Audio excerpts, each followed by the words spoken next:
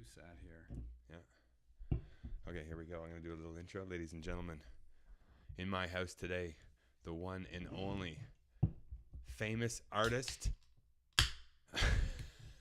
former All-Canadian quarterback at Bishop's University, former goalie for the Kingston Frontenacs, but most importantly, Leanne Lang's husband. Tony Harris is here. Do I speak now? Yeah, you can speak. Oh. Go ahead. Yeah, thanks for doing this. Hey, this thanks. is great. And you brought Thanks some. for having me. It's great to see you. You brought some Rockstar That is my sugar-free. And that I'm is gonna my one and only vice, come on. which is a lie. Yeah, that and paint fumes. Yeah. So you just finished. I want to start at the end and work backwards like a Quentin Tarantino movie. You just finished 100 paintings. Is that right? Is it 100? I finished them in November Finished them in November for the NHL. for the 100th anniversary of the NHL. So so I finished them November, and then Leanne and I took off to the Dominican with some friends for about 4 days. Okay.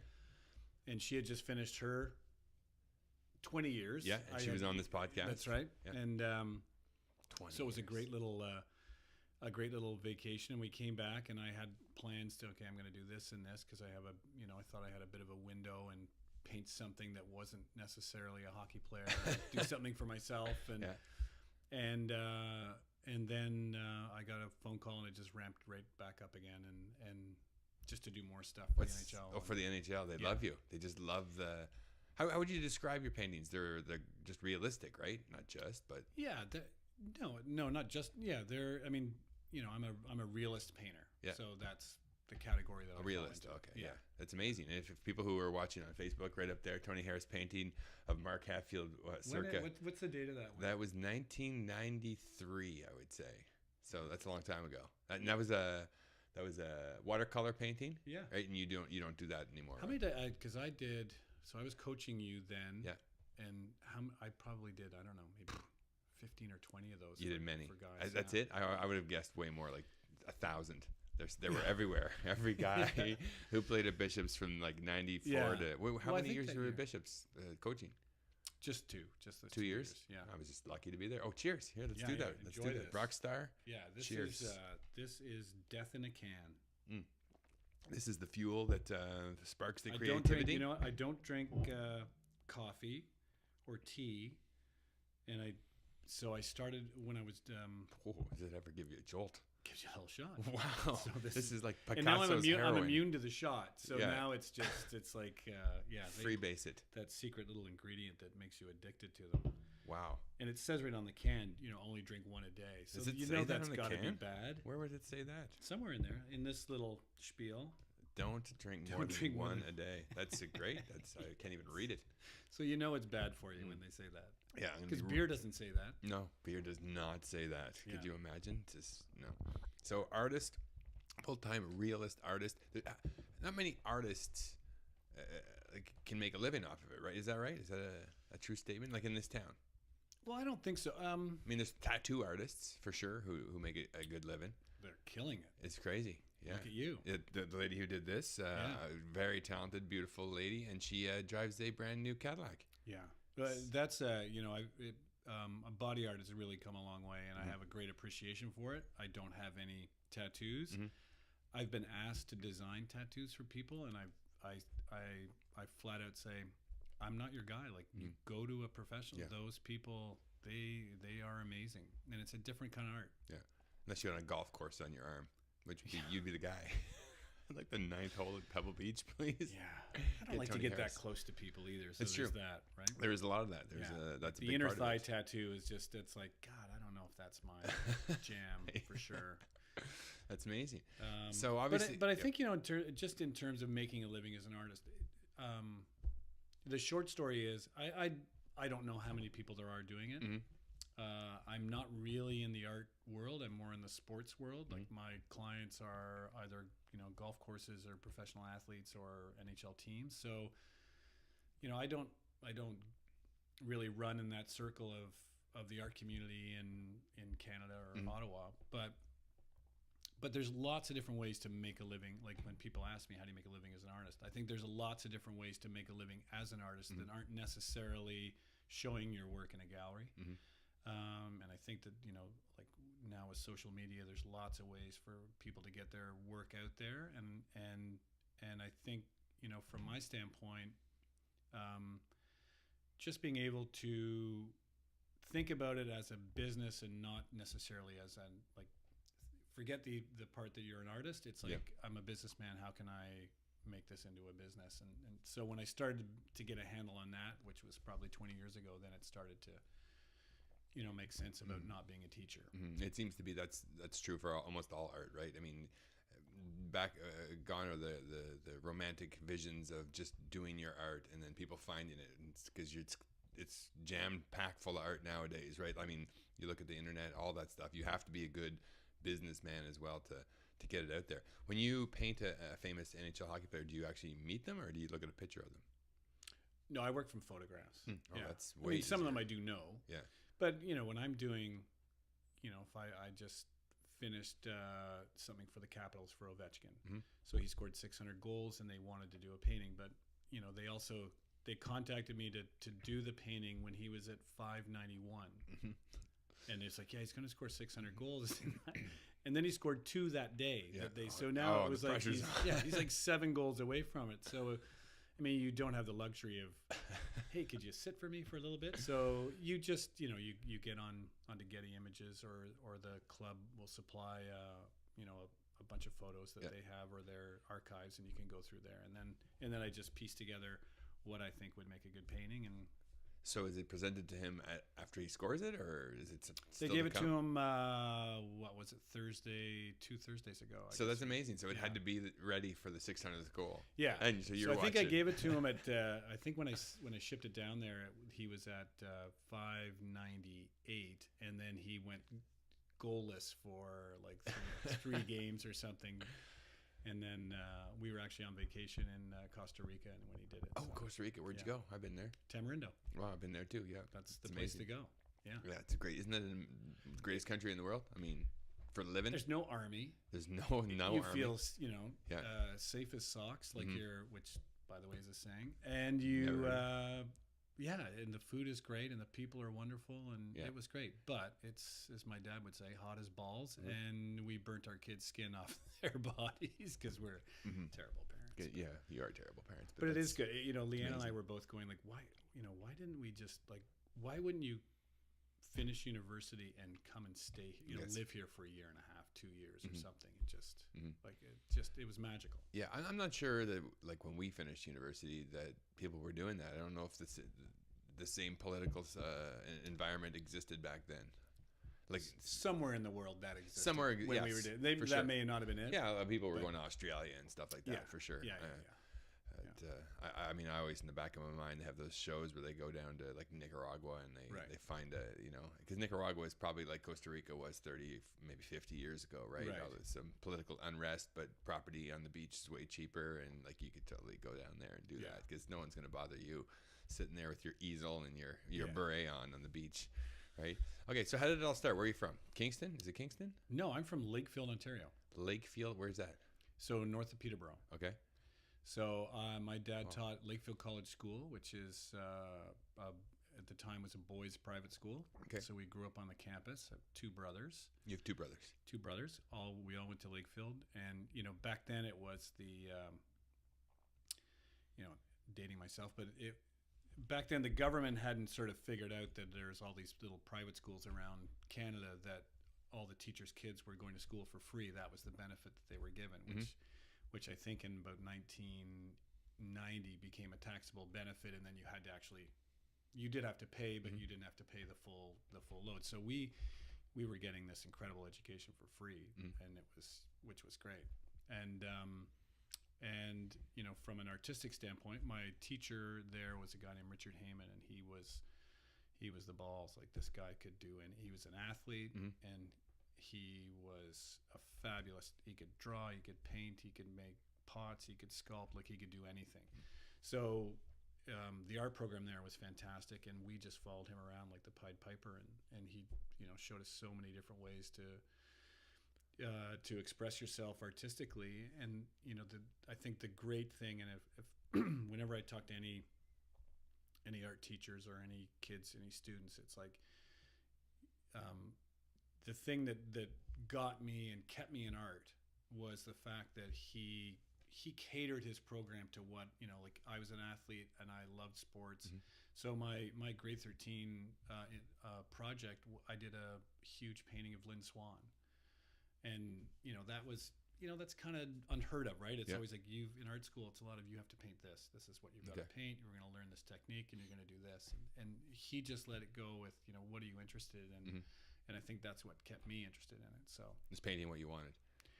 Yeah, not so much painting what you wanted, but painting something that you had a passion about, right? So that at the end of the day, I wanted to keep looking at it. I wanted to go back and keep working at it. Mm-hmm. So is it painting that you were interested in right off the bat, or was it drawing? Like, how does that start? I did it all. I drew as a kid, drew everything, that I've talked about it, a billion times, but Tony Esposito was my hockey idol, and I probably drew him like 1,000 times from grade 3 to grade 13, like just everywhere, every book, every history book, everything I had. Yeah. And then you've painted him recently. I mean, not recently, but the past. Yeah.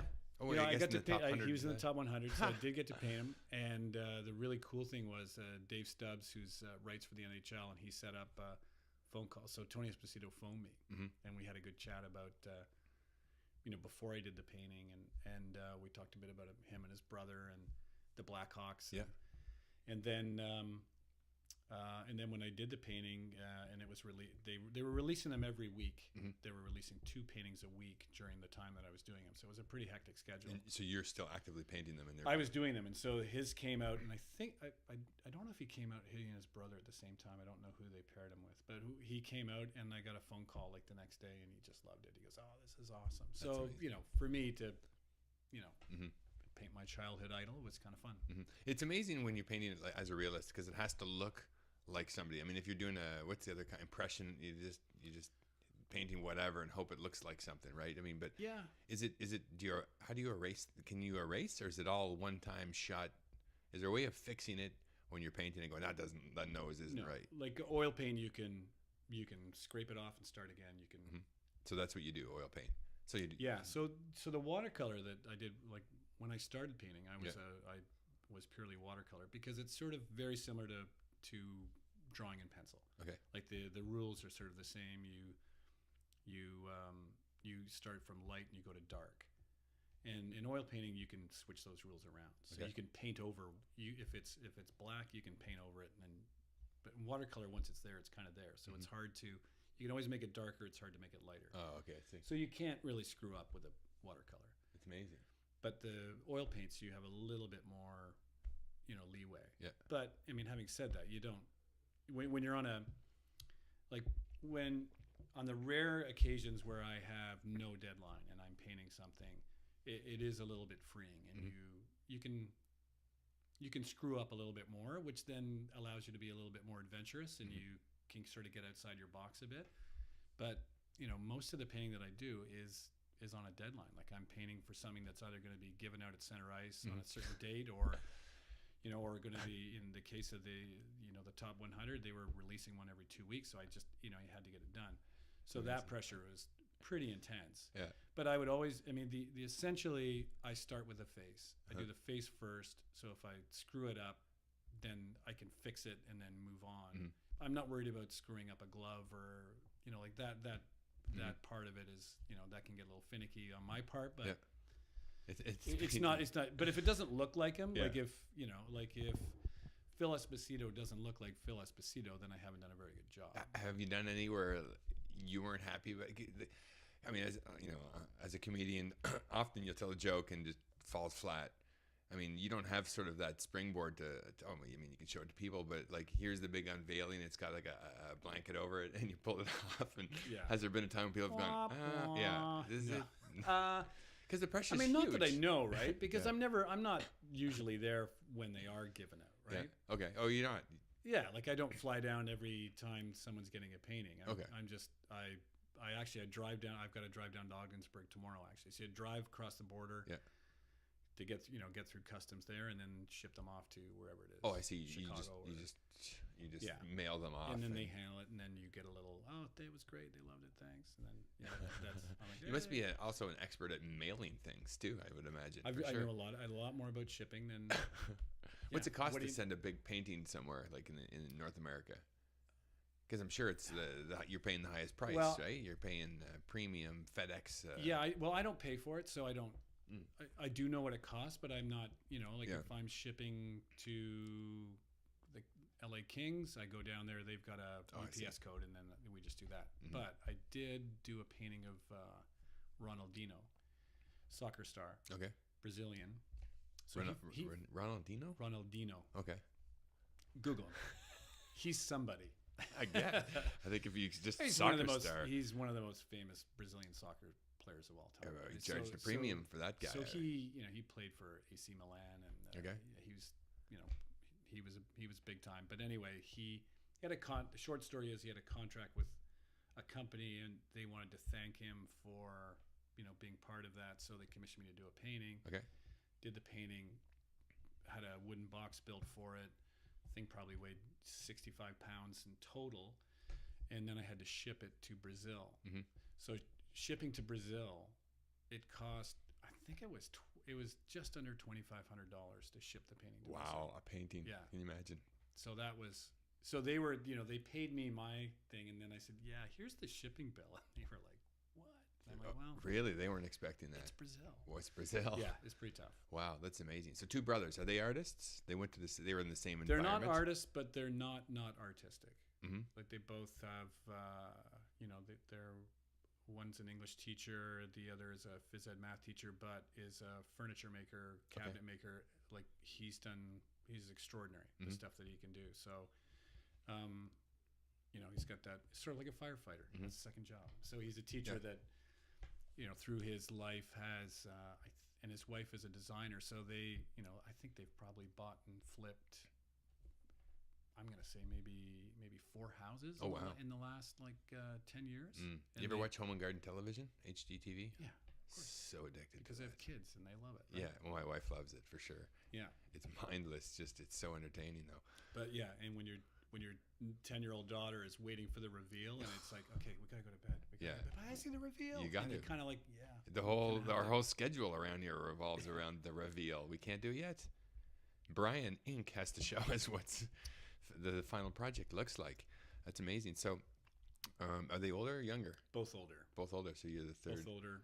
Both kids. One's a grandfather already. Whoa! Wow. Yeah. How old are you? I'm 54. Oh, okay. You're way older than me. I didn't realize. You did very youthful appearance. Yeah. Yeah. So you weren't born in 71.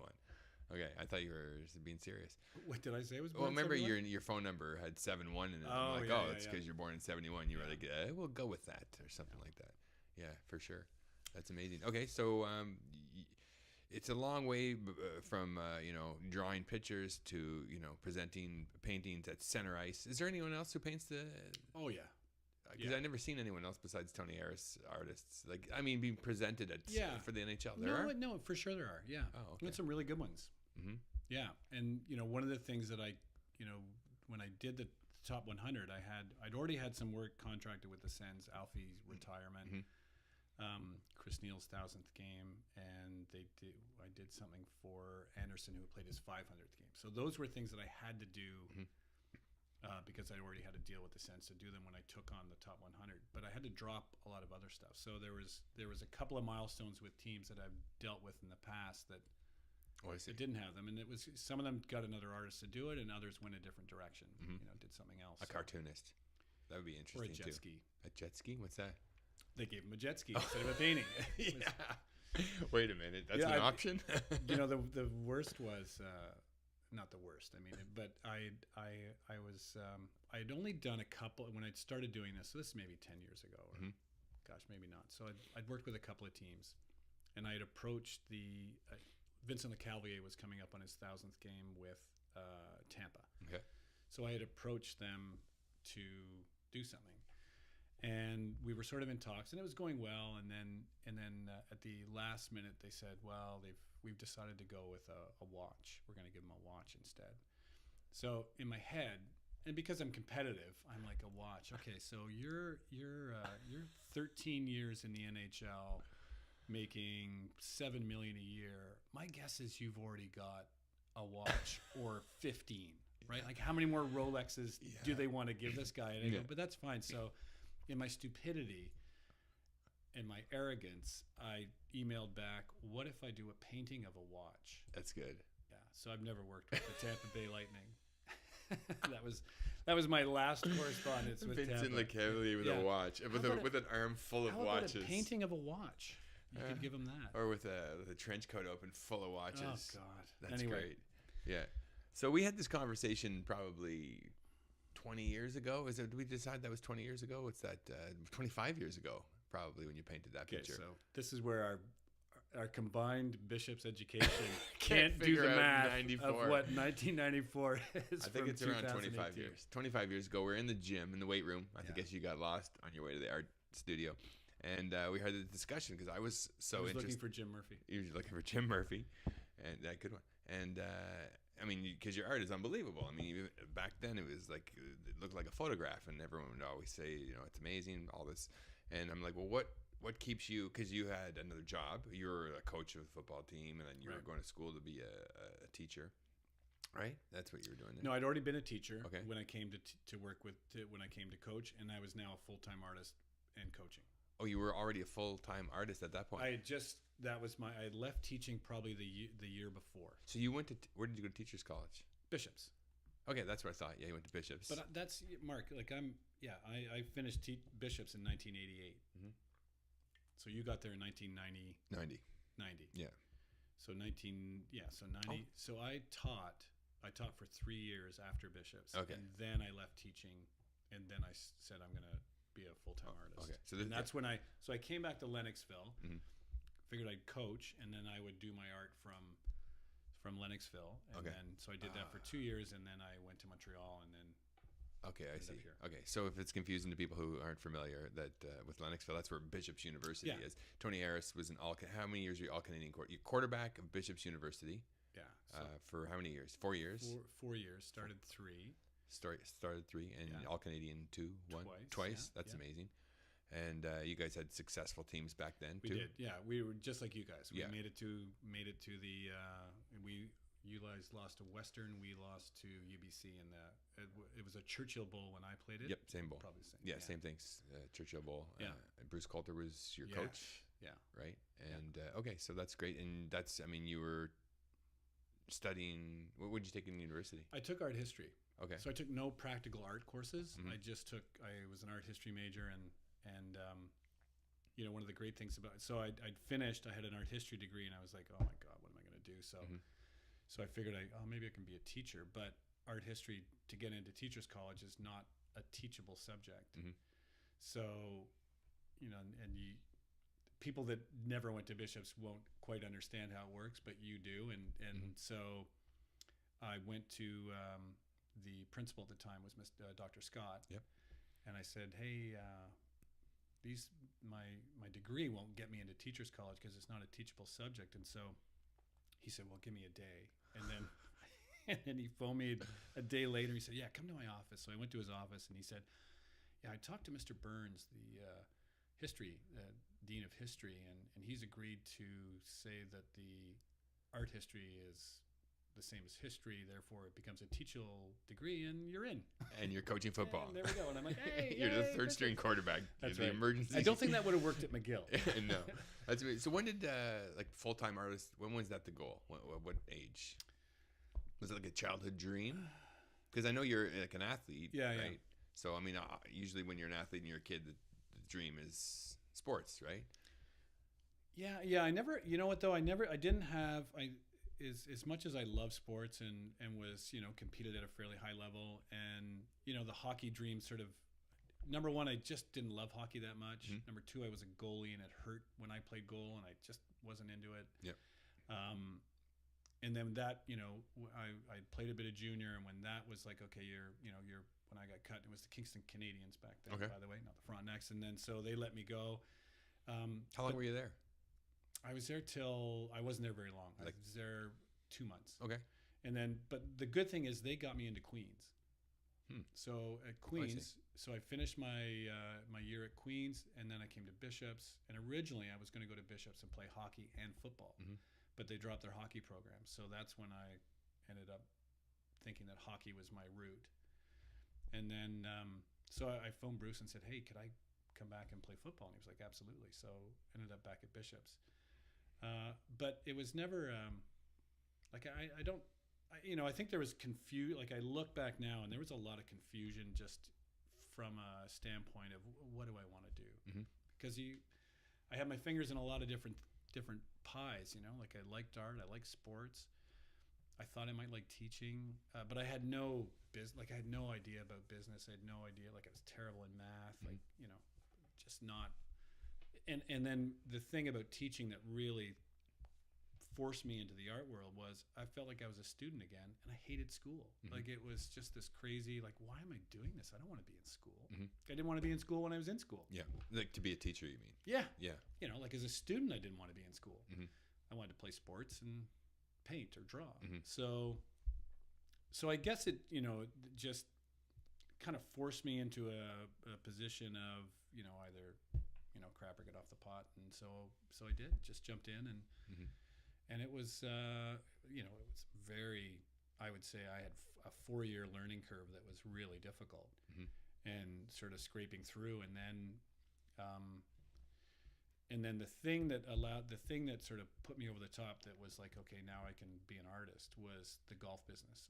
I started painting golf courses. I got in with a gallery in Montreal where I was living at the time, and the owner of the gallery was a friend of mine, Mike Fitzgerald, and Mike was like, why don't you do the painting and I'll go and try to sell them. Okay. And so the two of us, we started doing this. It became very popular, and then I started knocking off, golf courses after golf courses. Okay. And I think over a 10-year period, I'm guessing almost 300 golf courses, 300 golf paintings. Because some of them I would do, maybe 4 different holes for them. So was it the clubs that were paying you, and then they were selling prints? Yeah, we had a model, and it was and no one was doing it in Canada. They were doing it in the States, and it was becoming popular. It was also a time when limited edition prints were sort of acceptable. Like there was Robert Bateman and people like that, and people were buying reproductions as opposed to original art, and there was a market for it. So the simple model was a golf course, not that they're recession proof, but you've got a private club, they've got 600 members. I would do a painting, they would buy the original, hang it up in the clubhouse, they would buy 100 prints, and the prints would you've got 600 members, there's only 100 prints, and they would sell their prints out relatively quickly. And it was a good way to make money. So they would, the painting, they'd end up buying the original painting, and then they'd have a profit left over from selling the prints, and it was a great model. Yeah. And no one really was doing it. There were a couple people doing it, but not to the extent that I was doing it. Yeah, the conversation I was referring to 25 years ago was me talking to you about, like, well, why aren't you like a super famous painter at this point, right? Because I mean, you're throwing up these paintings of everybody that look exactly like him, and I remember the conversation because you said you got to find your angle, and you referred to a guy who's painting landscapes with famous paintings on an easel in the middle of them. Do you remember that? Yeah, David Burke. Okay, David Burke, really? David Burke's the artist. Yeah, and he was one of my guest teachers at Lakefield, and that's why. And this guy was brilliant, and he's passed away. Yeah. He was. Well, the other thing. So just as an aside, his son is Sebastian Bach, Skid Row. The that's the amazing. Metal band? Yeah, so wow. That's his son. And this was a teacher, family, and he's got I want to say 3 other sons, and they're all crushing it. They're all in art. In art or the arts. Like they're just a brilliant family and super nice people. Yeah. But David was very influential along with Richard Heyman in my. Yeah. So he was. I mean, this guy. He was a good athlete. Mm-hmm. Yeah, you're absolutely right. That he. it was like he found something that was different, and then some galleries in New York, they just glammed onto him and like, this is so different and cool, and he was laughing all the way to the bank because he was like, yeah, okay, whatever, yeah, this is yeah. I'll keep doing it. The Mona Lisa inside That's right. That's crazy landscape. Yeah, I remember that. I remember thinking later on, seeing your success and going, oh, I guess he found his easel in the desert or whatever. And he was such a smart guy, and he got the game. He knew what it was to do, but he was prolific. Like, he worked hard, and that I think is one of the things that you really start to realize that if you're going to make it, and if it's comedy, if it's if it's art, if it's something that's outside the mainstream of, well, I guess it's really anything. You try to tell your kids, you just gotta crush it. Like, you can't, you don't sleep. It's got to be a 24/7 thing for sure. It has to be what you have to have balance. You got to do that, but when it's time to work, you got to work. And people would say, like, and I think a miscommunication, and I would, maybe comedy might be different or writing might be different, but for me, people would say, like, what do you do when you don't feel creative? And I'm like, you just go and paint. You've got to get it done. Yeah, it's action before motivation, right? That's what Drew Lynch, who won America's Got Talent, headlining comedian, was on this podcast, and that's like, he puts out 2 YouTube videos a week, and he's got hours of material, and he's in his early 20s, and I'm like, how did you do all this? How do you get the motivation? Because you've got a busy schedule. He goes, it's action before motivation. You just got to start doing something, and then you get in, then you get motivated. And that's, since he told me, that's been the reason why I do everything. I mean, like, okay, I need to do that, and I don't feel like doing it. Start doing it, right? Pick up the pencil and start drawing a painting. So how did it go from golf courses to, like, NHL? Well, then, I think, like any job, if you can make a living doing something that you like doing, the subject matter may not necessarily be, although I'm a golf ball, I love golf, and I enjoyed it thoroughly for a long time. But if I go back to my grade 3 self, I'm Tony Esposito and hockey players. Like, that's what I wanted to do, and it was in portraits. Like, I thought of myself as a portrait artist before a landscape artist. Okay. So the golf business went well. 2 things happened. One, it was allowing me to make a living as an artist, and then allowing for a little bit of time to, okay, what do I want to paint? And it was, I want to do some sports portraits. I want to do that sort of thing. So I did a painting of it was Bobby Orr, which is still one of my favorite paintings. Probably more because it's Bobby Orr, less of how I executed it, but more just because I think Bobby Orr is, possibly the greatest human being to walk the face of the earth. Right? Like, he's just, if everyone could just be like Bobby Orr. You've met him, obviously. If you're saying that. I've never met him. No, really? But you can't find anyone that says a bad thing about Bobby Orr. Amazing. You can find people like, I think Sidney Crosby's awesome, and I've met Sidney Crosby, and I think he's a great kid. But some people will say crappy things about Sidney Crosby, and not, just the way he carried. Like, it's like, oh, he's a whiner on the ice or something like that. Yeah. But you met her? Yeah. And you painted a bit? Oh, I guess he's 100. Yeah. Is he in that? He was in the 100. 3 of Sydney. Oh, wow. So it's he is features. He is one of the most gracious. He's one of the, like, he is just a great guy. Like, the people, I get upset when people call him a whiner or whatever, because that guy, he works harder than anybody. He gives people the time of day. He does everything right off the ice, and he does everything right on the ice. Like, he is just a really, really good guy. But having said that, his perception will be, well, he's a whiner, or he hacked off somebody's finger, or he's, this or that. But Bobby Orr, there's nobody ever says a bad thing. Like, there's not one thing about Bobby Orr. He's just an Until awesome. we find out the dark truth. Oh, my God, crush a nation. So anyway, I did this painting of Bobby Orr, and I'll loop back to my my Roger Nielsen connection and the 6 degrees of Roger Nielsen, which is probably one of the most important things in my hockey artistic career. But I did this painting of Bobby Orr, and I go, this is what I want. When I finish it, this is what I want to do. This is what I need to do. And having some connections through Roger with the NHL Players Association, I approached them and said, listen, this is what I do. I would like to do something with you guys, like either offer it to your players or do something that we could, celebrate hockey, and I think that art has a real place. You know, like I think there's lots of digital photography, and people are photoshopping. So this everything. is your own idea. This is me. So I get a meeting at the time. It was Kelly was the head of the NHL Players Association. So I'm with him, and I'm with their marketing guy and 3 other people in Toronto in their office. So you hold on. You just phoned them up, looked them up in the phone book? No, because I knew I had. So to go back to Roger. So I worked at Roger Nielsen's hockey school. Okay. As a counselor from 16. And then an instructor all the way through university and even after. So I'd go back every summer for either a week or 4 weeks or 6 weeks and work with Roger. And that's.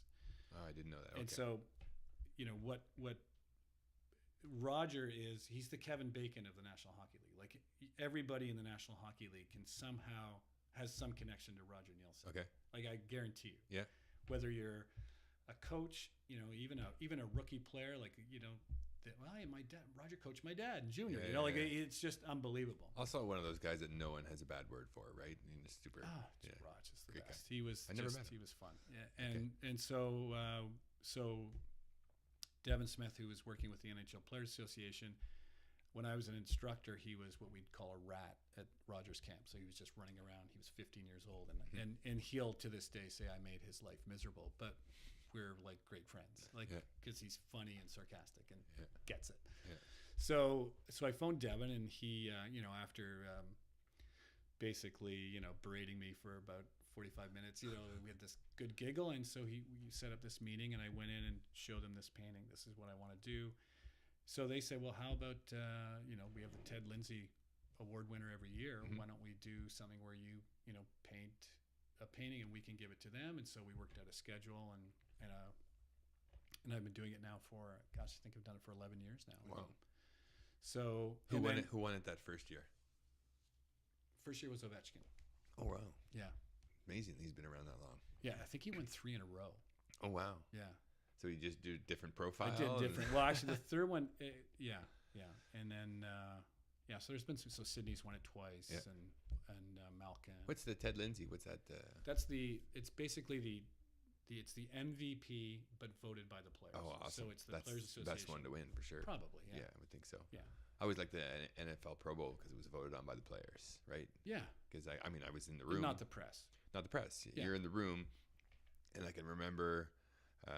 When the voting happened, and it was always like they'd go through the list of the nominees or whoever you could go vote for, and guys would I hate that guy, but he's and you'd watch them on film over and over. Yeah, you'd want him on your team. Or I don't want to play against them. So it seemed like legit that these guys were actually getting voted in for the right reason. Yeah, their ability on the field. Yeah, yeah. So it goes from the Ted Lindsay Award, and now I've got and then the other one was the painting of Roger Nielsen, which Chad Shella. Yeah. He arranged that? He was working for the Sens Foundation at the time, and Chad at the time, and I always like to say this, like he works tirelessly getting the Rogers house, like he was one of the main people getting that thing up and going, and really poured his soul into it, and he was a great friend of Rogers. Oh, because he worked for the Sens. Yeah. Okay, I got it. Yeah. And no, he was a friend of Rogers. He worked at hockey school.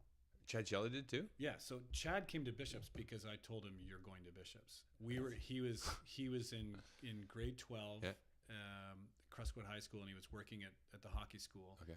He was a counselor and just a great kid, and he was talking about university, and I was like, Chad, it's a no-brainer. You are Bishops University. You have to go. Like, this is where you're going to go. That's awesome. Yeah, and I came back when he did the speech. He was the valedictorian of the school, and I remember I came back to watch him do it. Like, that's incredible. He's a rock star. Yeah, so he worked for the Sens. He's married to Catherine Clark, who's Joe Clark's daughter, and went to Bishops University. And so he was working at Roger Nielsen. So because it was a big painting. I remember the painting. Are they all that big? Well, they wanted a painting to put in the lobby of Roger had passed, and they wanted a painting to put in the lobby of Roger's house. Yeah. And I remember when he was talking about getting me to do this painting. So Roger's house was being built, and it was not quite finished, but almost. Excuse me. That's the Children's Hospital, right? That's where the families to stay where their kids are under. Well, this is the thing, right? So he says, come and I want to give you a tour of this place. So I'm walking through this place, and it's it's phenomenal. And he's showing me all these rooms and special rooms, and this room is like where they where kids go, and they've family can all come in, like when they're going to die. And I'm like, well, wait a second. And he's like, well, what do you think palliative care means? Like, and I honestly didn't know. Mm-hmm. And like then you get in there and you see that this is where families go to say goodbye to their kids, for a lot of it, and it's devastating. Yeah. So that put a whole different thing on it, and when I, looking through some photographs and trying to find the right one of Raj, and if you knew Roger, he was just such a pensive guy, like he was, I shouldn't say pensive, but he was so thoughtful, mm-hmm. and he rarely said the wrong thing. And I think the painting that I did of Roger, he's leaning on a stick, and I call it sort of like a shepherd looking over the sheep, like, and that's really what Raj was. Like, there's so many people that he affected, and and then the idea that he was still affecting lives, after he's gone, I think was what I was trying to do with that. So that painting actually got a lot of traction in the papers. They did a print, 2,000 prints that Home Hardware came on board with. So they sold the 2,000 prints and raised $400,000. Wow. So that was a very, as an artist, that's a great thing to help get you in front of people. Mm-hmm. And so between that, doing the Bobby Orr piece, starting with the Ted Lindsay, and now I had the senators were sort of invested in me. They liked what I'd done, and so I started doing a lot of their. I think the first one I did for them was Luke Richardson had retired, so they wanted something there, and mm-hmm. And then, the idea of doing something that they could do a limited edition print to give it to their season ticket holders and that sort of stuff. So the Sens were good to me. They were, that they early on they sort of saw the value in this. And then that opened the doors with other teams. And then, to go sort of fast forward now that I've, and to circle back to the golf versus the hockey, the golf industry went through a huge change in 2008 when the world crashed and the markets crashed. And all of a sudden I had 6 jobs in Calgary that had committed to do paintings for. I'd even paid like a retainer for me to do their golf courses. And then 2008 happened, and they all said, we can't do it. We've lost 100 members, or we've lost 150 members, or like it was devastating. So the golf business really took a hit, and it was like I was almost like awesome, and I just was like, I'm gonna start, get the hockey going, and then it was just using those contacts and getting into other people, and then it took off. It was great, and I think with the NHL. The story that I've heard, the story I've heard through Chris King, who works for the NHL. Okay. Roger Neal, he was worked at hockey school with us. If you remember Chris, he was a fighter and that was a good place to work. Played for the Rangers and played for the Leafs anyway, and Winnipeg. So apparently they're sitting in the office. Gary Mahar, who runs the marketing for the NHL, and I guess he's sitting there and. They're coming up with this idea. Gary Bettman wants to do something for the league for the 100th anniversary, and that's what these paintings are. They're not for the public. It's not Hockey Hall of Fame. It's not something to be seen. It's sort of we want this for us. Like we need something to celebrate the league, and we're we're running the league. Yeah. So that's what these 100 paintings were, and they wanted to what are we going to do? Is there an artist that can do it? And in the office while they're talking is so where do the paintings go? They're in the office in Toronto. Okay, but where do they end up? That's where they're ending up. Oh, they have enough room to put 100.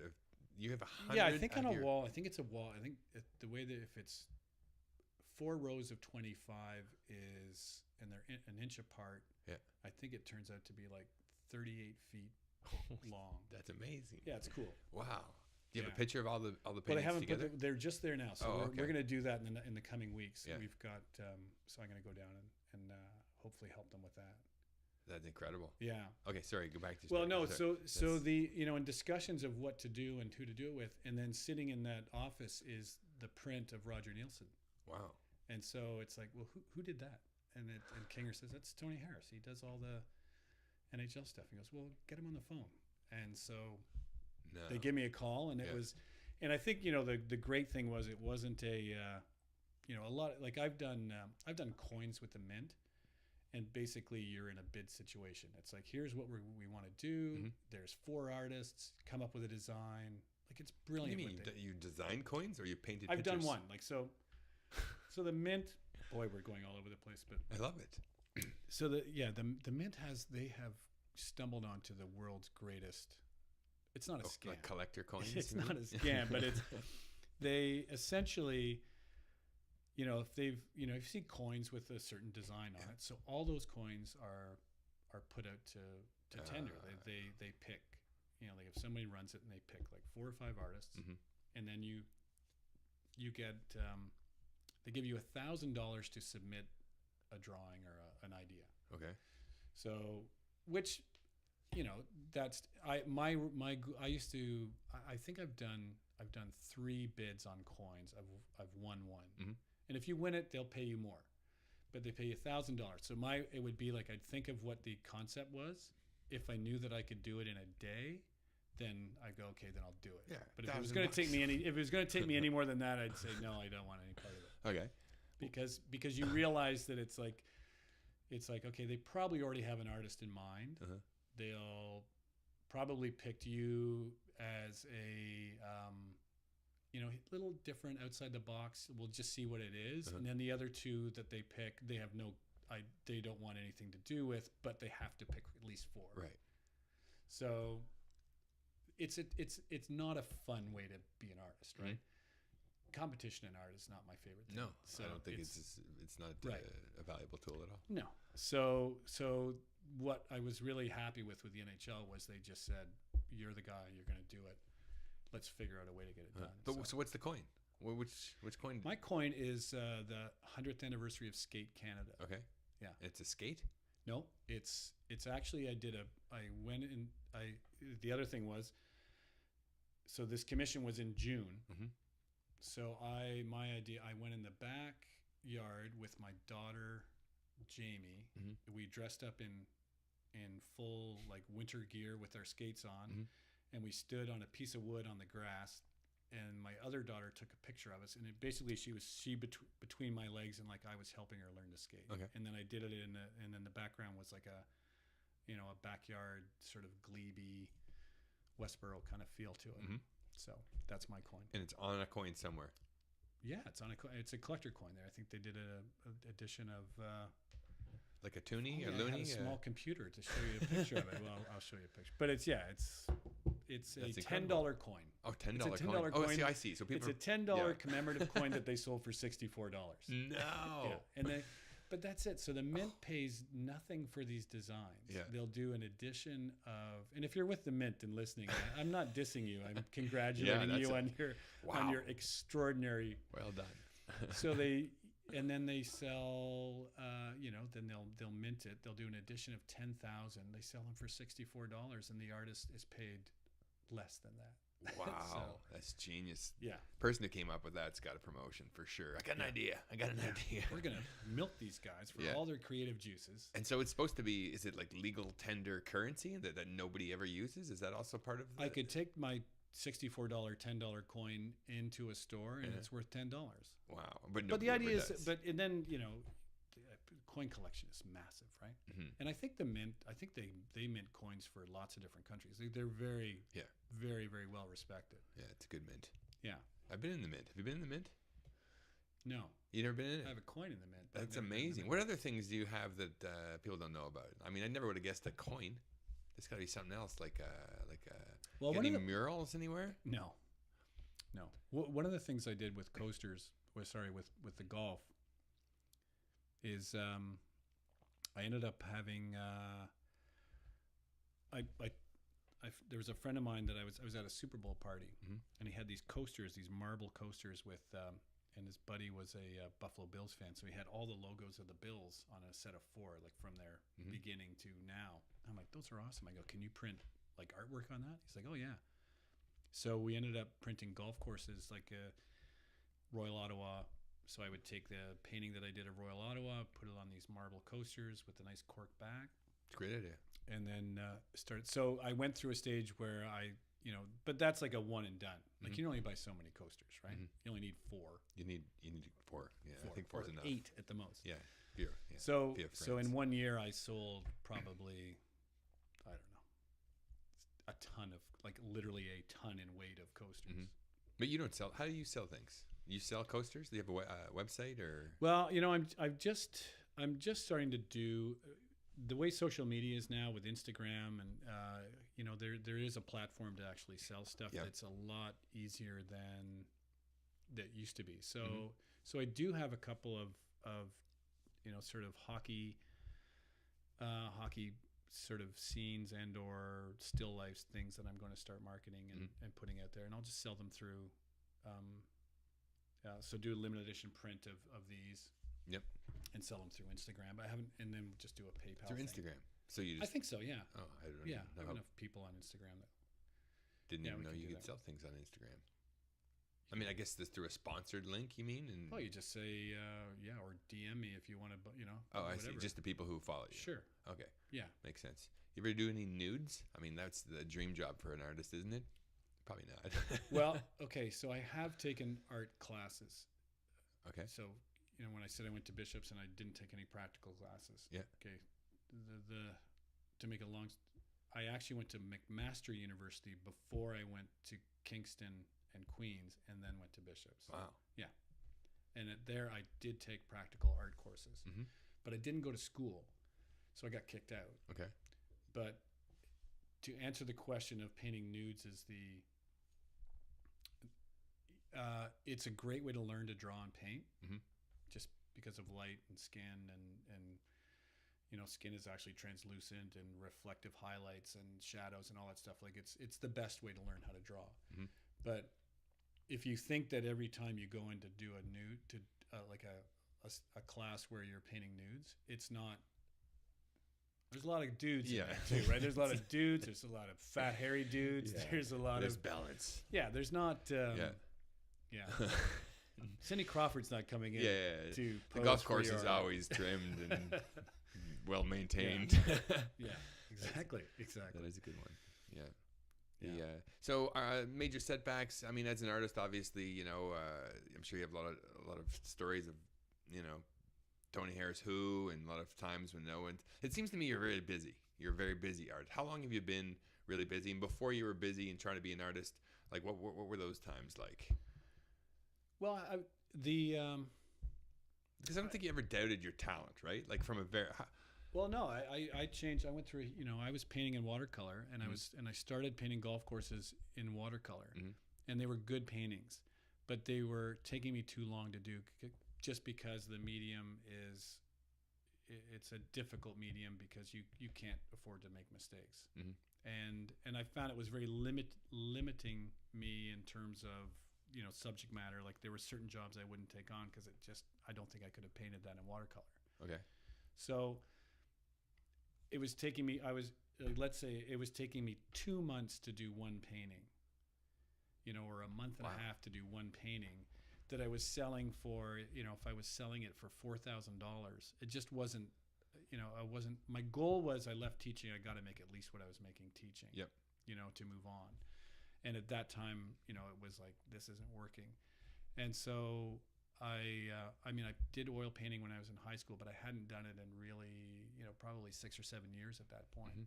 So I went to a local, like, I don't even remember her name. I went to this woman in Montreal that she gave classes, and it was old ladies, high school kids, whatever. And I went in and I talked to her and I said, look, I know how to, like, I know, composition. I know I can draw. I understand color.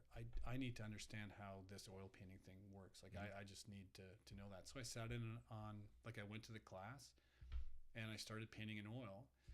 And then probably a month after, maybe 4 or 5 classes, I started to, I did my first golf course in oil, and it took me a week.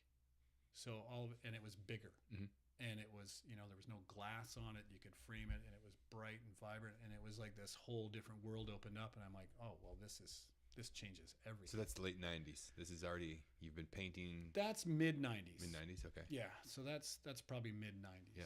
And then it just, so when that happened, like, it was, artistically, my world just changed, because all of a sudden wow, I can do this and Yeah. this and this, and look how you can do that. And it's almost like going from film camera to a digital camera. Mhm.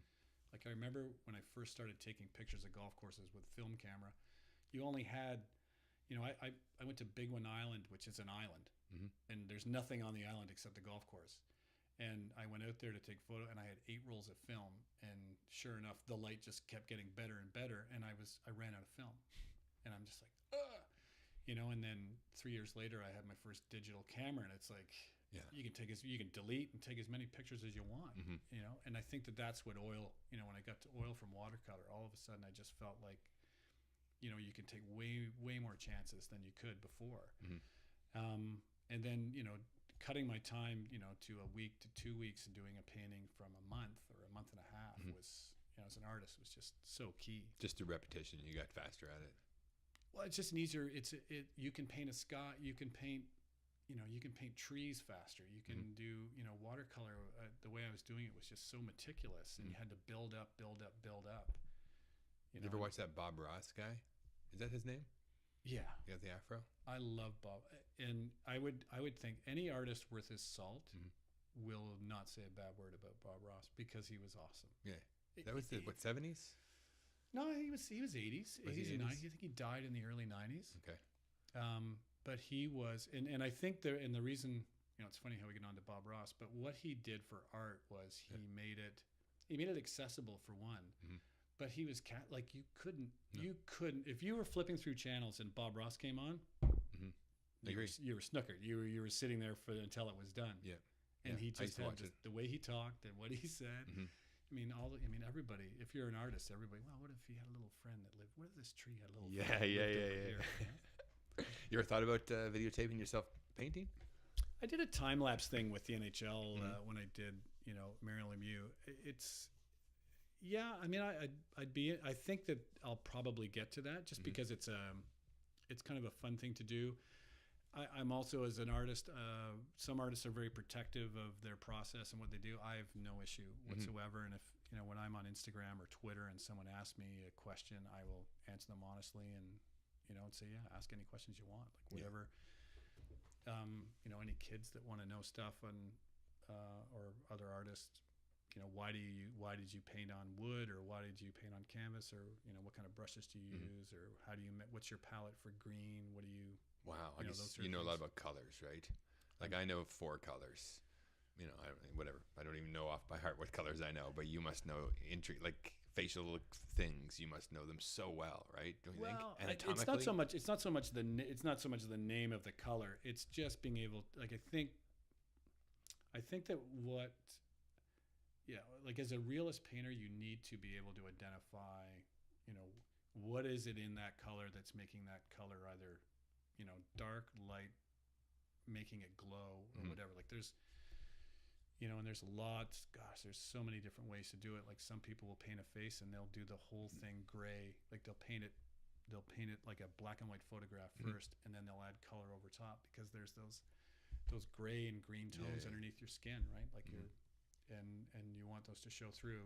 And some people will do that right off the bat. They can do it. So it's really just identifying what are the colors in there that are making this image interesting, and then adding them.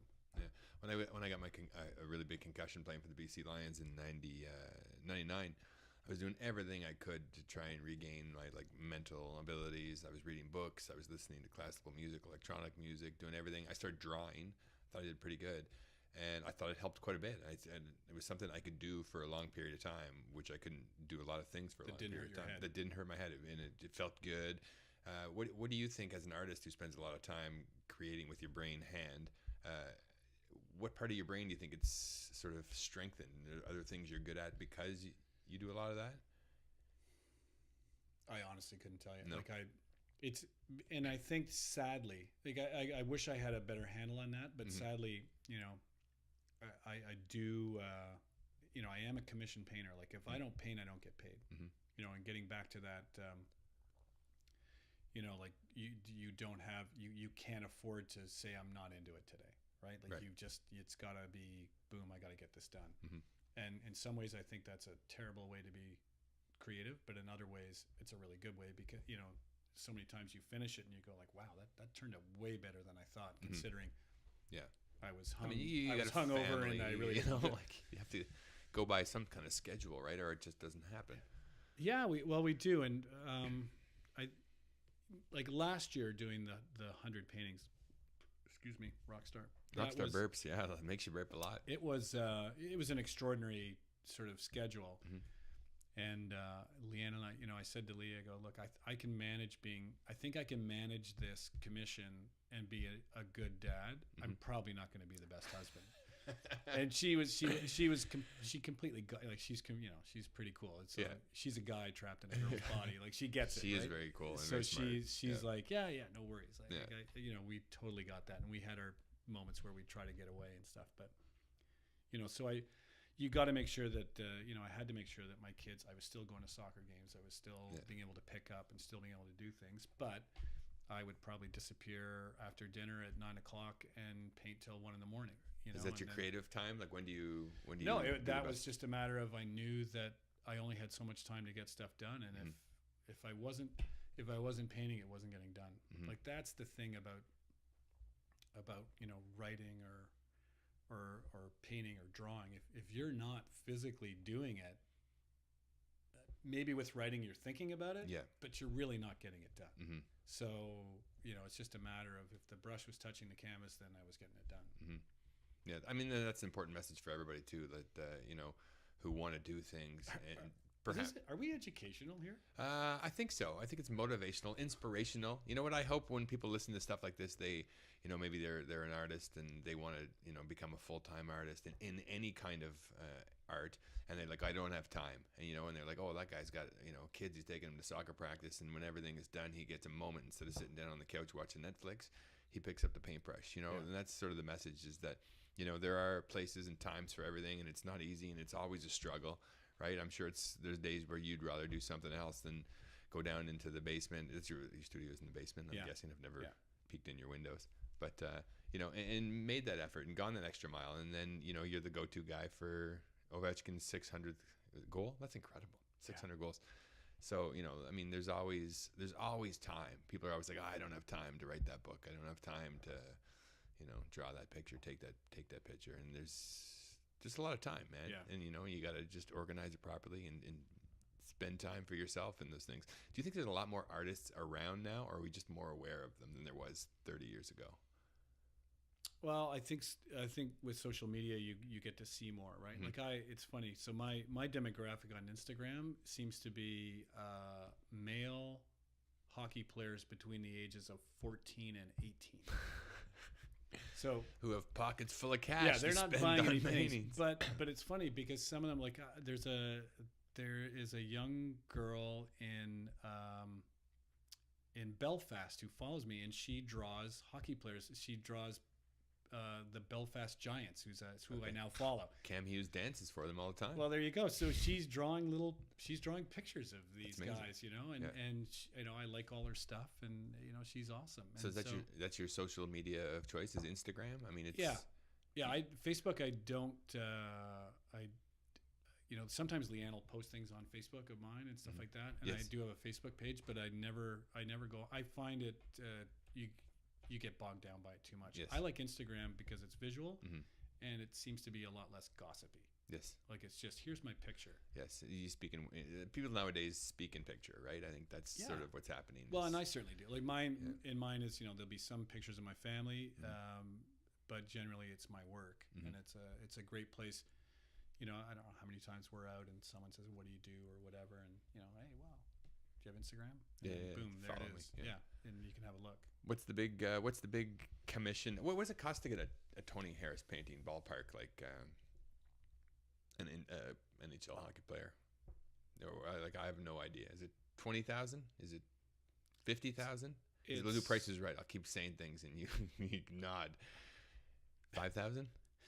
Well, 15,000. No, listen, I'm a commissioned artist. I have no issue with saying what paintings cost or whatever, but I think the easiest way. So I have sold paintings. So I don't. I start at I think it's like an 8x10 oil painting is $3,000, and then it just goes up from there to it could be $20,000 depending on how $20,000. big it is and how many people you want in it. The more faces are, the more expensive it is. The more faces in the picture. So if you see an NHL team that they're giving away a painting and it's just the guy by himself, you know that they don't have the budget of the team that has like 3 different images of the guy from his rookie season to the Stanley Cup and whatever to whatever. Have you ever painted like a whole team? Oh, that would be torture, wouldn't it? I did a painting. One of my paintings that I love doing was a painting I did for the Sens of their seasons ticket holders, and the painting, the original was 40 inches, and I called it Shootout. So it was the year they went to the Stanley Cup. So there's Heatley and Alfredson and Wade Redden and Mazzaros and Philly and Ray Emery was the goalie. So I think there's 15 different players on the ice at the same time. And that was a cool one. I really enjoyed that. So it's a practice thing, and they're basically having like a contest of taking shots. I do remember that, yeah. And it was expensive for sure. 15 faces. That's a lot. Yeah, it was a good commission. That's a good commission. What's the one you're hoping for? What's the one you haven't done yet? I mean, you're super busy, super successful at this. What's next? Do you want to be more? I don't even know if it's famous that an artist wants to. Is it famous that an artist wants to be? No, I don't think so. You just want to look. You want to be able to keep working, have a job, like have a steady. I always. I have a board in my studio that has a list of things of my paintings to do. Okay. And 10 paintings could represent a year for me, or it could represent 6-7 months, depending on how big some of them are. So if I have 10 paintings on the board, I don't sweat at night and stay up. But if I have 9 paintings on the board, I start to get. It's like I need to have. Is that I need to have more work. So and that could represent a year and a half of stuff that I have to do. But you always want to make sure that you've got something down the road. I think that's a really healthy way to do it too. Mm-hmm. I mean, it's nice to know you've got work coming in the future for sure. Is there anything besides hockey that you want to paint? Oh, I still paint. Listen, I some of these commissions I have coming up are family portraits. Have you ever painted Leanne Lang? I have. Oh wow! Smartly, it was a painting I gave to her on our first Valentine's Day. Oh. And I haven't had to give her a Valentine's Day gift since. It's like this is brilliant. That covers the next. That explains a lot, actually. That explains how you landed Leanne Lang. But I do like. I mean, and it's funny the way people find me. Like you end up doing a painting for, and that's what the golf industry is great because it's a fairly affluent audience. Yeah, NHL hockey players as well. Yeah. So you end up. I did a painting of a guy. He had a couple of prints of mine from courses up in Muskoka, and then he ended up giving me a commission to do a painting of his cottage, which, if you know anything about Muskoka, I think he's got like 1,000 feet of waterfront. Wow. So that's amazing. Yeah. It's a big cottage. That's a very valuable cottage for sure. Yeah. Yeah. Well, it's been an hour and 10 minutes, man. Very inspirational, educational. And what do we do? Do we go to the gym? What do we do now? Thanks for the gym. I think we have to go run somewhere up a hill, man. That was great. Thanks, pal. Yeah. No, we're going to take some pictures. Okay. Some photographs. Thank you very much.